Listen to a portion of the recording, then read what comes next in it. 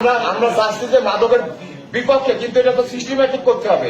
যারা সাধু সন্ন্যাসী যারা ঘর বাড়ি ত্যাগ করেছে তাদের জন্য কি স্যার? এই ধরনের কথা খবরদার ভুলে উচ্চারণ করবেন না। এটা করলে কঠিন অ্যাকশন নেব। এই ধরনের কথা যারা করবেন কঠিন অ্যাকশন নেব। আপনি যে না কেন, ঠিক আছে? আমাকে চিনেন না। আমাদের লালন মেলা যে অস্বীকার করুক, এটা অস্বীকার করার কিছু নাই স্যার।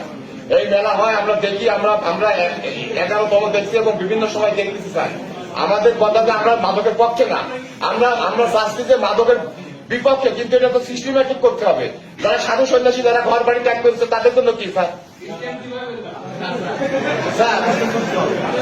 তাদের তো আমরা তো সংশোধন করবো, তারা আমাদের ইসলামের পথে দাওয়াত দেবো, শান্তির পথে দাওয়াত দেবো। আপনার নাম কি? স্যার আমার নাম মুস্তাফিজুর রহমান। মুস্তাফিজুর রহমান। জি স্যার। আপনি মাদকের কথা বলতেছেন তো ডিস্ট্রিক্ট ম্যাজিস্ট্রেটের সামনে বসে। স্যার এটা তো আমাদের আলোচনা করবো স্যার। এটা না এটা যে কত বড় ধৃষ্টতা, ঠিক আছে? আপনি বুঝতে পারছেন? আপনি কি অ্যাডভোকেট? জি স্যার। এটা গণতান্ত্রিক দেশে এভাবে নেবেন না আপনি স্যার। কিসের অ্যাডভোকেটি করছেন? স্যার আমি সিটাং ইউনিভার্সিটি থেকে পড়াশোনা করছি, এলএলবি এলএলএম। আপনি জানেন না যে ডিস্ট্রিক্ট ম্যাজিস্ট্রেটের সামনে বসে আপনি একটা গুরুতর বিষয়ে কথা বলতেছেন? এইটুকু সেন্স তো আপনার নাই। হ্যাঁ,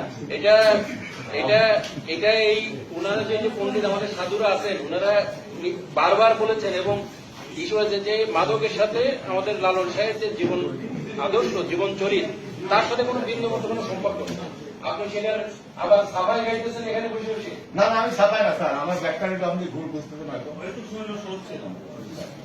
এই ধরনের কথা যারা করুন কঠিন অ্যাকশন দেবো। আপনি যে না কেন, ঠিক আছে? আমাকে চিনেন না। না আপনি আসছেন, কিন্তু এই ধরনের কথা খবরদার ভুলে উচ্চারণ করবেন না। এটা করলে কঠিন অ্যাকশন নেবো। তখন কিন্তু আমি ডিস্ট্রিক্ট ম্যাজিস্ট্রেটের স্বরূপে ফিরে দেবো, ঠিক আছে? সুতরাং এই ধরনের সাফাই দেওয়ার কোনো চেষ্টা করবেন না।